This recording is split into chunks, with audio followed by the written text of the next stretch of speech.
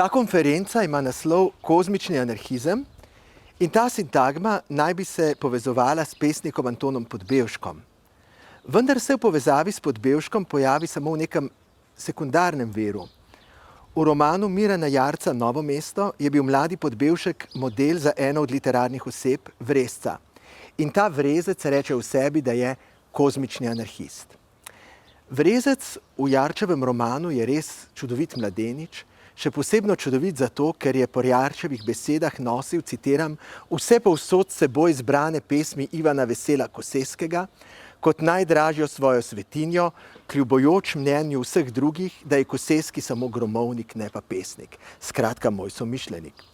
To je bila glede na šolski sistem vsekakor tudi že nekakšna anarhistična gesta.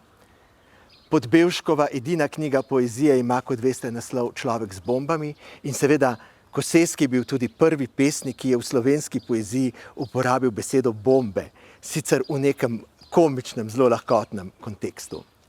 Bombe pa so bile v Podbevškovi mladosti nedvomno tudi eden od zelo prepoznavnih emblemov anarhistov. Anarhisti so takrat še podtikali bombe in njihovih simpatizerjev to ni motilo. Recimo, ravno v 1919 je bila v Združenih državah Amerike ena serija takih anarhističnih bombnih napadov na vplivne javne osebnosti in tudi na eno cerkev, ki so izredno razburkali javnost. V naslovu Človek z bombami pa lahko prepoznamo vsaj dvojni pomen. V njem je zgoščena vsa tista anarhična energija, ki jo pesnik prinaša, energija, ki noče ostati omejena samo na pesništvo. Te bombe so pravzaprav za tisto, za kar jih je v istem času uporabil Álvaro de Campos, heteronim Fernanda Pessoe, ki je zapisal: "Vrgel bom bombo v sodo." Po drugi strani pa podoba človeka z bombami dobesedno evocira podobo človeka slehernika, ki so mu bile bombe vsiljene, da se je z njimi v anonimnosti znašel na bojiščih Prve svetovne vojne, kar je bila tudi Podbevškova osebna izkušnja, ki je bistveno zaznamovala njegove poezijo. Po mojem prepričanju je Človek z bombami eden najpretresljivejših vpisov Prve svetovne vojne, ne samo slovensko, ampak tudi v evropsko in svetovno poezijo. Mislim, da je pravi škandal, da se nihče ne potrudi, da bi to knjigo z nekim dobrim prevodom lansiral v širšo mednarodno javnost in zavest. V zvezi s to vojno navajam samo eno podobo, ki povzema esenco Podbevškovega občutja. Piše, kako gleda vojake, ki sedijo na strehah vlakov, na začetku predora pa z njih popadajo in vlak zapelje čezne. In Podbevšek pomisli, kaj bi bilo, če bi tudi on prav tako bedno poginil, in doda, citiram: "Saj ne ve še nobeden, da sem noseč v svojih nemirnih prsih načrte za več 100 let, prehodna točka, skozi katero bodo morali vsi tisti, ki letajo po zraku in hočejo biti silni." Tudi če Podbevšek zase nikoli ni uporabil sintagme kozmični anarhist, ima ta sintagma v zvezi z njim vsekakor svojo težo. V pesmi Plesalec v ječi Podbevšek samega sebe imenuje strašni anarhist. In vsekakor je za njegovo poezijo bistveno kozmično občutje. In še bolj je zanjo značilna strašna želja po tem, da bi se odlepil od zemlje. Kako bi mogli zrakoplovi iz svojih lop? Glede na razmerje med anarhizmom in kozmičnostjo, pa bi nas po svoje lahko presenetilo, da se ta knjiga po izpovedi brezmejnega sovraštva do vsega obstoječega in afirmacije neskončne blaznosti ustvarjati iz niča, zaključi s podobo nevidnega klavirskega virtuoza, obdanega z angelskim zborom. Citiram: "Ko sem prenehal trepetati v svoji notranjosti, sem se pričel sukati, nediplomirani inženir po svoji zvezdarni, ki sem jo zidal v obliki ogromnega daljnogleda, ob gradnji katerega sem bil trdno prepričan, da sem nehal živeti, ker sem se mudil po krajinah, ki jih še ni videlo nobeno človeško oko, in sem ves ustrepetal, ko sem zagledal nevidnega klavirskega virtuoza, obdanega z angelskim zborom." Ta sklepna podoba videnja nevidnega, ki je izrazito religiozno občutena, bi nas lahko prej kot na anarhijo spomnila na hierarhijo v njenem izvoru. O angelskih zborih govori knjiga o nebeški hierarhiji Dionizijo Areopagita. Tam seveda ne gre samo za en zbor, ampak za 9 zborov, ki predstavljajo različne stopne v tej nebeški hierarhiji. Skratka, v neki koncepciji nadsveta, ki ne samo, da ne zanika vladajočega počela, arhe, kot to deklarativno hoče anarhizem, da ne bi bilo nobenega arhe, ampak povezuje to počelo, to arhe s svetim. Hierarhija pomeni oblast svetega in tega pojma ni uvedla kakšna vojska, ampak prav ta tekst Dionizija Areopagita. To je videti skrajno daleč od anarhizma, ampak ravno med skrajnostmi je tudi skrivnostna povezava. Richard Wagner je povezoval z anarhijo praizvedbo svojega hieratično občutenega Parsifala. Dadaizem je imel nedvomno strašno močno anarhistično noto, ampak eden njegovih najpomembnejših protagonistov, Hugo Ball, ki je pozneje napisal odlično knjigo o bizantinskem krščanstvu, v katerem je sijajen esej o Dioniziju Areopagitu, pri katerem je Hugo Ball videl nekakšno spravo krščanske religije in magije, je dejal, da je bil Dada pravzaprav klic, s katerim ga je s kratico svojega imena dvakrat poklical Dionizij Areopagit, D.A. Tudi Podbevšek ima močno religiozno dimenzijo, čeprav je, kolikor mi je znano, v mladosti deklarativno izstopil iz katoliške cerkve. Leta 1944 je v Ljubljani pri svoji založbi Sejalec izdal zelo nenavadno antologijo Slovenska lirika s podnaslovom Najlepše pesmi od Prešerna do najnovejšega časa. Ko jo listamo, da bi izvedeli, kakšen izbor je naredil pesnik, ki velja za začetnika tako imenovane zgodovinske avantgarde v Sloveniji, smo pravzaprav lahko zelo presenečeni. Dovolil si je biti precej ekscentričen, čeprav v knjigo ni uvrstil Koseskega. Najbolj ekscentričen pa je bil v uvodu z naslovom Nekaj o darovalcih čistega veselja. Tam je kot estetske smernice, ki so ga vodile, eksplicitno navedel anahronistična estetska načela slovenskega 19. stoletja, načela Frana Levstika, Frana Levca in Josipa Striterja. Ampak najbolj zanimiva trditev v tem tekstu je pa nekaj drugega. Podbevšek pravi, pesmi religiozne vsebine bodo vselej pomenile više kateregakoli pesnika in kateregakoli naroda.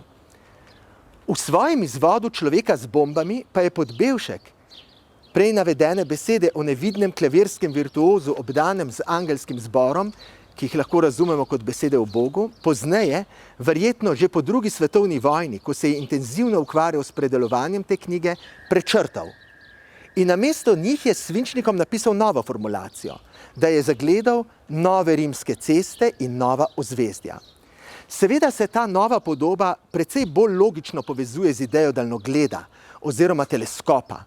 Če je kardinal Roberto Bellarmino s tako tesnobo reagiral na spoznavne posledice astronomskih opazovanj Galileja Galileija, je bilo to zato, ker je slutil, da se vzpostavlja neka nova koncepcija kozmosa, ki z ukinjanjem hierarhičnega sistema nebesnih sfer in uvajanjem brezmejnega tekočega telesa neba radikalno spreminja simbolno organizacijo sveta, ji potencialno jemlje arhe.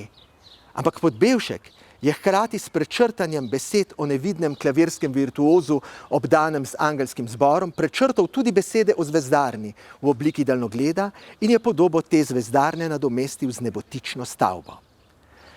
Z zamenjavo besed o nevidnem klavirskem virtuozu obdanem z angelskim zborom z besedami o novih rimskih cestah in novih ozvezdjih se je Podbevšek odvrnil od tega, da bi se knjiga končala z nekakšno religiozno razrešitvijo, ampak je pustil, da se pred njim brez vsakega pridiha razrešitve odpre neka nova pot, ki je novo prostranstvo.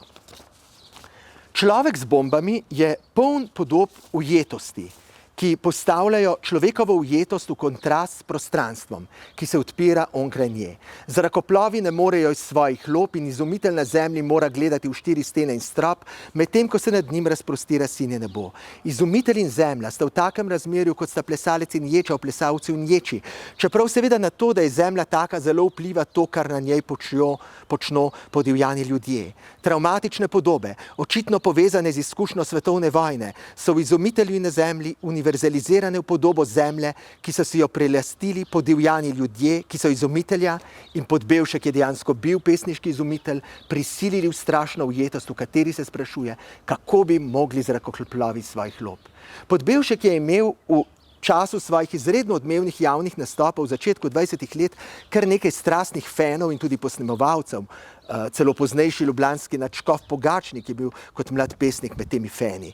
In če bi raziskovali recepcijo Podbevškove poezije v 20. letih, bi lahko odkrili, da je Podbevšek na druge mlade pesnike še posebej vplival prav s tematizacijo tega občutja ujetosti, ki jo najdemo ponovljeno celo v naslovnih sintagmah pesmi, v katerih lahko prepoznavamo Podbevškov vpliv. Od pevca v rakvi Zdenka Skalickega in ranjenega krmarja Vladimirja Premruja do uklenjenega kiparja, ki ga je Vladimir Premru objavil v avantgardistični reviji Tank že potem, ko se je Podbevšku deklarativno odpovedal. Kako bi mogli zrakoplovi svojih lob? Podbevšek se je leta 1922 v pesniški krizi in obenemu prepričanju, da literatura ni dovolj, odločil, da deklarativno prestopi iz polja meščanske kulture v prostor družbeno-transformativne akcije. Odstopil je od uredništva revije Trije labodje in ustanovil mesečnik prevratne mladine za duhovno revolucijo Rdeči pilot, v katerem je objavil tudi manifest Politična umetnost. To dejanje je profesor Janez Vrečko pozneje interpretiral kot prvi vrh slovenske avantgarde, kjer se je avantgarda poskušala spolitizirati, da bi na ta način dosegla svojo lastno funkcionalizacijo. Toda dejansko ta gesta, kljub navdušenim poskušanjem, pilotovci so leta 1922 organizirali predavanja v delavskih krajih za delavsko publiko, v tem prostoru ni učinkovala kot nekaj družbeno prelomnega. Toliko bolj, ker se je Podbevšek v tem času eksistenčno povezal s socialdemokratsko stranko, kar je govorjenju o revoluciji v očeh radikalnih levičarjev, za katere je bila socialna demokracija instrument buržoazije, jemalo kredibilnost. Na čisto anekdotični ravni je zgovoren droben detajl iz druge in zadnje številke Rdečega pilota, v kateri Podbevšek v tem članku Politična umetnost napoveduje boj kapitalizmu, na zadnji strani pa objavlja oglas za prvi vzorčni ljubljanski velesejem, se pravi za manifestacijo kapitalizma par excellence.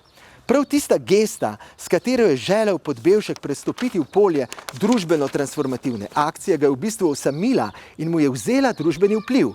V primerjavi s silovito močjo, s katero je predtem v kolektivni zavesti učinkovala njegova poezija, ki je celo Otona Župančiča v nekem trenutku prepričala, je ta gesta prestopa v politiko pravzaprav izvenela precej larpurlartistično.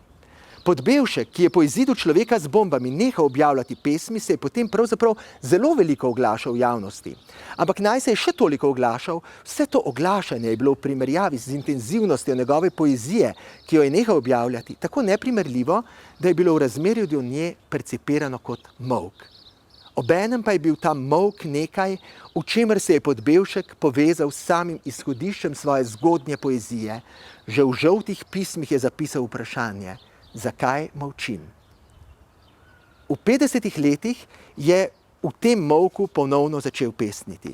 In precej njegovih novih pesniških poskušanj je bilo povezanih s predelovanjem, popravljanjem in novim pisanjem pesmi iz Človeka z bombami, ki ga je želel na novo izdati v predelani izdaji.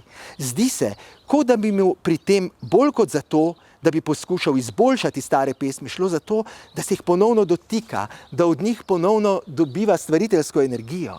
V poznih pesmih je v nasprotju s Človekom z bombami včasih tudi elegično nostalgičen. To so verzi do solz zganjenega sanjača, kot si sam pravi, ki ga niti v sanjah ne zapuste prikazni iz njegove mladosti. Karkoli je Podbevšek še pisal, Človek z bombami je bil njegova esenca in njegovi novi poskusi pisanja molka niso pretrgali, ampak so ga še poglobili. Vendar pa najdemo med njegovimi poznimi pesmimi eno, ki povsem na novo postavlja koordinate prizorišča, na katerem se vse skupaj dogaja in ki se v tem natanko ujema s tistim popravkom, ki ga je Podbevšek napisal na konec svojega izvoda Človeka z bombami.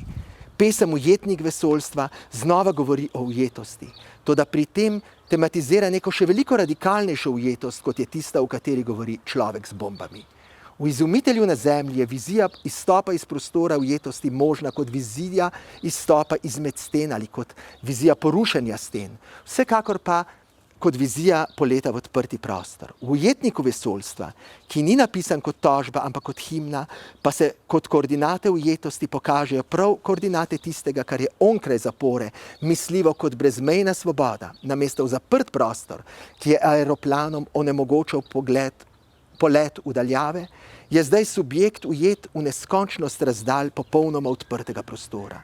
Resnični izziv kozmičnemu anarhizmu se pokaže, ko sten ni več in je kot ujetost doživljeno samo prostranstvo z neskončnimi razdaljami, ki so mnogo bolj nepresegljive kot ujetost med stene. Zdaj se vprašanje o svobodi zastavi kot vprašanje o vzdržanju. Kako vzdržati lastno svobodo, da ne bi bila ujetost?